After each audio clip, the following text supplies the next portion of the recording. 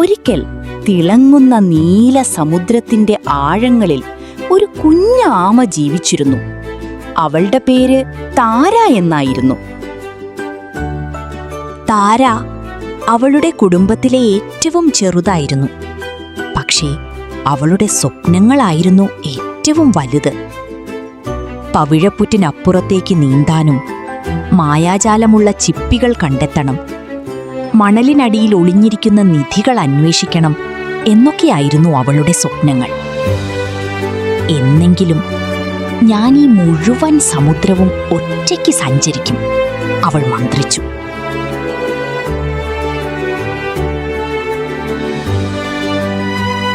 ഒരു തെളിഞ്ഞ പ്രഭാതത്തിൽ താര തന്റെ കുടുംബത്തോട് യാത്ര പറഞ്ഞു. അമ്മ ആമ, അമ്മൂമ്മ ആമ, കുഞ്ഞൻ സഹോദരൻ ടിക്കോ.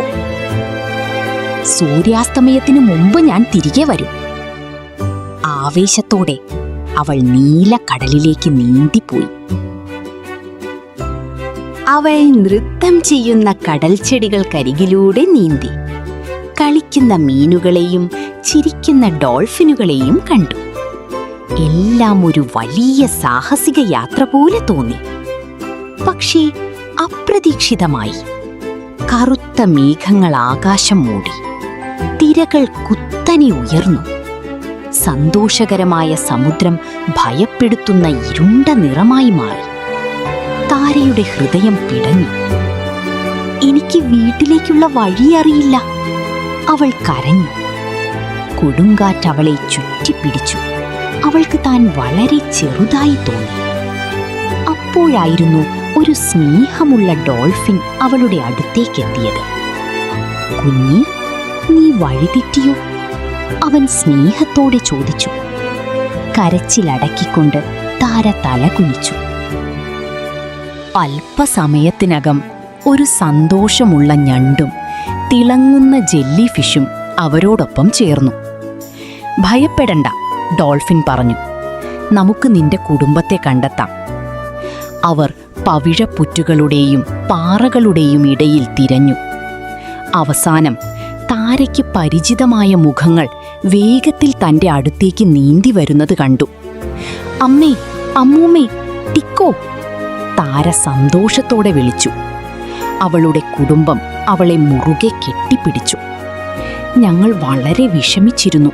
അമ്മ ആമ താരയുടെ കവിളിൽ നിന്നൊരു കണ്ണുനീർ പതുക്കെ തുടച്ചുകൊണ്ട് പറഞ്ഞു. എനിക്കെല്ലാം ഒറ്റയ്ക്ക് ചെയ്യാമെന്ന് തോന്നി, താര മൃദുവായി പറഞ്ഞു. പക്ഷേ ഞാൻ ഭയന്നു. അന്ന് വൈകുന്നേരം അവരുടെ സുഖകരമായ പവിഴപ്പുറ്റുകളുടെ വീട്ടിൽ മുത്തശ്ശിയാമ ഉറങ്ങാൻ പോകുമ്പോൾ ഒരു കഥ പറഞ്ഞു.